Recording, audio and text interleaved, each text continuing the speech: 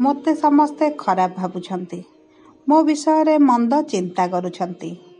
ଏହା ହେଲା ସେମାନଙ୍କର କର୍ମ। ମୁଁ କାହାର ଖରାପ ଚିନ୍ତା କରିବିନି, ଏହା ହେଲା ମୋହର ଧର୍ମ। ନମସ୍କାର ଦର୍ଶକ ବନ୍ଧୁ, ଆପଣଙ୍କୁ ଆମ ଚ୍ୟାନେଲକୁ ସ୍ୱାଗତ। ଆଜିର ଏହି ଭିଡ଼ିଓଟି କୁମ୍ଭ ରାଶିର ବ୍ୟକ୍ତିବିଶେଷଙ୍କ ପାଇଁ ବହୁତ ଗୁରୁତ୍ୱପୂର୍ଣ୍ଣ ରହିଛି। କାରଣ ଏହି ଭିଡ଼ିଓଟି କୁମ୍ଭ ରାଶିର ବ୍ୟକ୍ତିବିଶେଷଙ୍କ ଜୀବନରେ ବଡ଼ ପରିବର୍ତ୍ତନ ଆଣିବ। ଏହି ଭବିଷ୍ୟତବାଣୀ କୁମ୍ଭ ରାଶି ଲୋକମାନଙ୍କର ଭାଗ୍ୟ ବଦଳାଇ ଦେବ। ଆଜି ଆମେ ଆଲୋଚନା କରିବା କୁମ୍ଭ ରାଶିର ପ୍ରକୃତର ଜୀବନ ଘଟଣା, କ'ଣ ରହିଛି ଭବିଷ୍ୟତବାଣୀ ଏବଂ କ'ଣ କଲେ ଆପଣଙ୍କ ପାଇଁ ଭଲ ରହିବ। ଦେଖନ୍ତୁ, କୁମ୍ଭ ରାଶିର ବ୍ୟକ୍ତିବିଶେଷମାନେ ଏହି ଭିଡ଼ିଓଟିକୁ ନିଶ୍ଚିତ ଭାବରେ ଦେଖନ୍ତୁ। ଯଦି ଆପଣଙ୍କର ପ୍ରିୟଜନଙ୍କର କୁମ୍ଭ ରାଶି ହୋଇଥାଏ, ତାହେଲେ ତାଙ୍କ ପାଖକୁ ସେୟାର କରନ୍ତୁ ଏବଂ ତାଙ୍କ ଜୀବନକୁ ବଦଳାଇବା ପାଇଁ ଆପଣ ଗୋଟେ ଛୋଟ ପ୍ରୟାସଟିଏ କରନ୍ତୁ।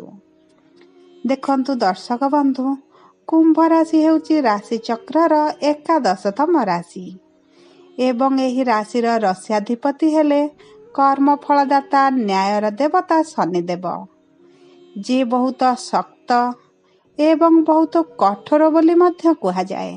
ଦେଖନ୍ତୁ, ଶନିଦେବ କାହାର କେତେବେଳେ ଖରାପ ଚିନ୍ତା କରନ୍ତି ନାହିଁ କି ଖରାପ କିଏ କଲେ ତାକୁ ସହ୍ୟ ମଧ୍ୟ କରନ୍ତି ନାହିଁ। ଆପଣଙ୍କ କର୍ମ ଅନୁଯାୟୀ ଆପଣଙ୍କୁ ଫଳ ଦିଅନ୍ତି। ଭୁଲ କର୍ମ କଲେ ଦଣ୍ଡ ମିଳେ, ସଠିକ କର୍ମ କଲେ ଆପଣଙ୍କୁ ଆଶୀର୍ବାଦ ମିଳିଥାଏ। ସେହିଭଳି କୁମ୍ଭ ରାଶିର ଲୋକମାନେ ମଧ୍ୟ କାହାର ଅମଙ୍ଗଳ ଚିନ୍ତା କରନ୍ତିନି କି କାହା ସହିତ ଖରାପ ବ୍ୟବହାର ମଧ୍ୟ କରନ୍ତି ନାହିଁ। କିନ୍ତୁ ଯଦି କେହି ସେମାନଙ୍କ ସହିତ ଖରାପ ବ୍ୟବହାର କରେ, ସେମାନେ ତାହା ସହ୍ୟ କରିପାରନ୍ତି ନାହିଁ। ଯଦି ଆପଣଙ୍କର କୁମ୍ଭ ରାଶି ହୋଇଥାଏ, ଆପଣ ଏହା ନିଶ୍ଚିତ ଭାବରେ ଜାଣିପାରୁଥିବେ। ଦେଖନ୍ତୁ, କୁମ୍ଭ ରାଶିର ଲୋକମାନେ ବହୁତ ସରଳ, ସଚ୍ଚୋଟ ଏବଂ ନିରୀହ ସ୍ୱଭାବର ହୋଇଥାନ୍ତି।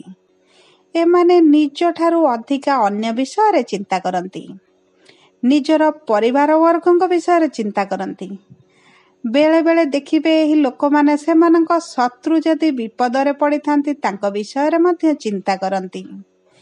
ଏମାନେ କାହାର ଖରାପ, ଦୁଃଖ, କଷ୍ଟ ସହ୍ୟ କରିପାରନ୍ତିନି।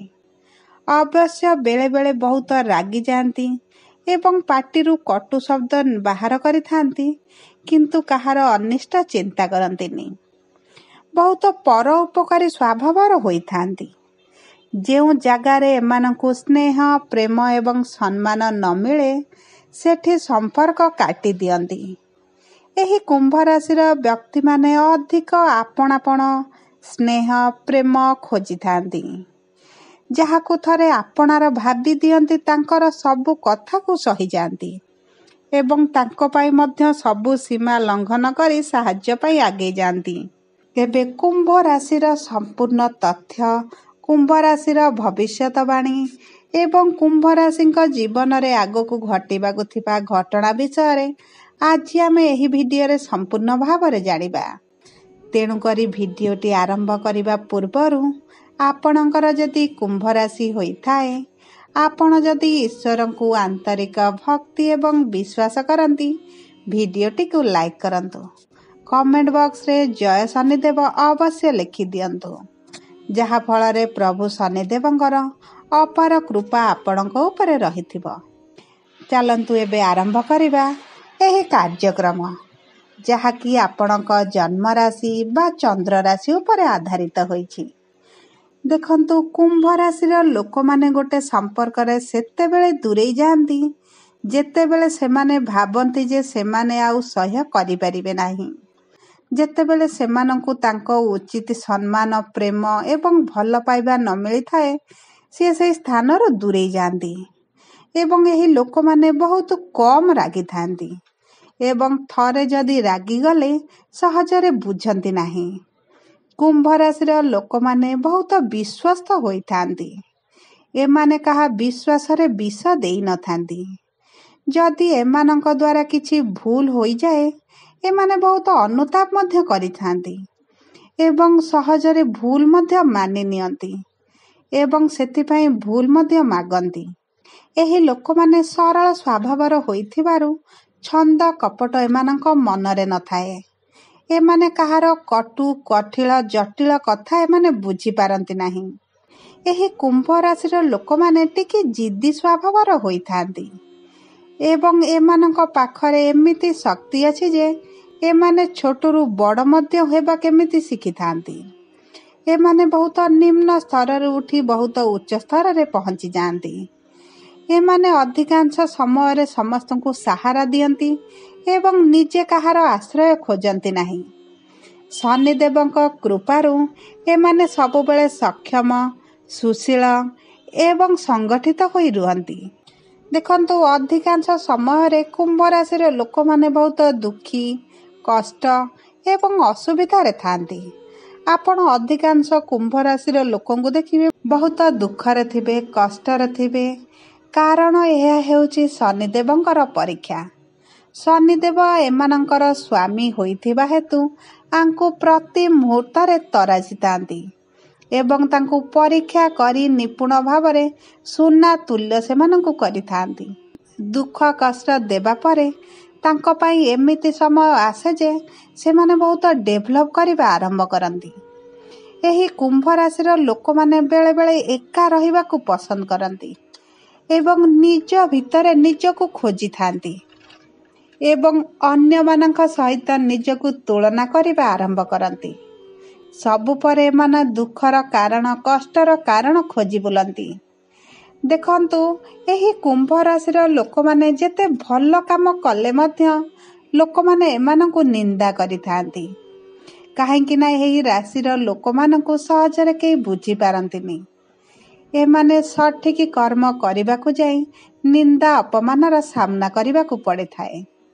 ଦେଖନ୍ତୁ, ଏମାନଙ୍କର 27ରୁ 28 ବର୍ଷ ଭିତରେ ତାଙ୍କ ଭାଗ୍ୟରେ ପରିବର୍ତ୍ତନ ଆସିଥାଏ। ଯଦି ଆପଣଙ୍କର କୁମ୍ଭ ରାଶି ହୋଇଥାଏ ଏବଂ ଆପଣଙ୍କ ଏପର୍ଯ୍ୟନ୍ତ ସଫଳତା ପରିବର୍ତ୍ତନ ଆସିନାହିଁ, ତାହେଲେ ଆପଣଙ୍କୁ ନିଶ୍ଚିତ ସଫଳତା ମିଳିବ। ତାହା ସହିତ ଆପଣଙ୍କୁ ଭବିଷ୍ୟତରେ ଭଲ ଜବ୍ ମଧ୍ୟ ମିଳିବ। ଦେଖନ୍ତୁ, କୁମ୍ଭ ରାଶିର ବ୍ୟକ୍ତି ବିଶେଷଙ୍କର ମେଷ ରାଶି, କର୍କଟ ରାଶି ଏବଂ ଧନୁ ରାଶିର ବ୍ୟକ୍ତିମାନଙ୍କ ସହିତ ଭଲ ସମ୍ପର୍କ ବଢ଼ିବ ଏବଂ ଭବିଷ୍ୟତରେ ଏହି ରାଶିର ଲୋକମାନଙ୍କ ସାହାଯ୍ୟରେ ସେମାନଙ୍କୁ ଭଲ ଭବିଷ୍ୟତ ମିଳିବ, ଭଲ ଜବ୍ ମଧ୍ୟ ମିଳିବ। ଦେଖନ୍ତୁ, ଏହି 2025 ଏବଂ 26 ସୁଦ୍ଧା ଏହି ଲୋକମାନଙ୍କର ଭାଗ୍ୟରେ ପରିବର୍ତ୍ତନ ଆସିବ। ଭବିଷ୍ୟତ ତାଙ୍କର ଉଜ୍ଜଳମୟ ମଧ୍ୟ ହେବ। ଦେଖନ୍ତୁ, ଏମାନେ ଭବିଷ୍ୟତରେ ମଧ୍ୟ ଛୋଟ ଛୋଟ କଥାକୁ ବହୁତ ଚିନ୍ତା କରି ଦୁଃଖ ମଧ୍ୟ ପାଇବେ ଏବଂ ଏମାନେ ଥରେ କାହାଠାରୁ ଧୋକା ଖାଇବା ପରେ କାହାକୁ ଅଧିକ ବିଶ୍ୱାସ ମଧ୍ୟ କରିବେ ନାହିଁ। ଏମାନଙ୍କ ସ୍ୱାମୀ ସ୍ତ୍ରୀଙ୍କ ମଧ୍ୟରେ ଛୋଟ ବଡ଼ କଥାକୁ ନେଇ ବହୁତ ଝଗଡ଼ା ହେବ ଏବଂ ଏହି ଝଗଡ଼ା ବେଳେବେଳେ ଭୟଙ୍କର ଝଗଡ଼ାରେ ମଧ୍ୟ ପରିଣତ ହେବ। ତା ସହିତ ଯେହେତୁ ଏମାନଙ୍କ ରାଶିର ସ୍ୱାମୀ ଶନିଦେବ, ଏହି ଲୋକମାନଙ୍କର ଜୀବନ ସଂଘର୍ଷରେ କଟିବ। ଦେଖନ୍ତୁ, ଏମାନଙ୍କର ଭବିଷ୍ୟତ ଏମାନଙ୍କ ହାତରେ ଅଛି, ଆପଣମାନଙ୍କ କର୍ମରେ ଅଛି। ଦେଖନ୍ତୁ, ଆପଣଙ୍କୁ ଶନିଦେବଙ୍କର ଶୁଭାଶୁଭ ଫଳ ପାଇବା ପାଇଁ ଆପଣ ପ୍ରତିଦିନ ଆପଣଙ୍କ ରାଶିଙ୍କର ସ୍ୱାମୀ ଶନି ହୋଇଥିବାରୁ ଆପଣ ପ୍ରତିଦିନ ହନୁମାନ ଚାଳିଶା ପାଠ କରନ୍ତୁ।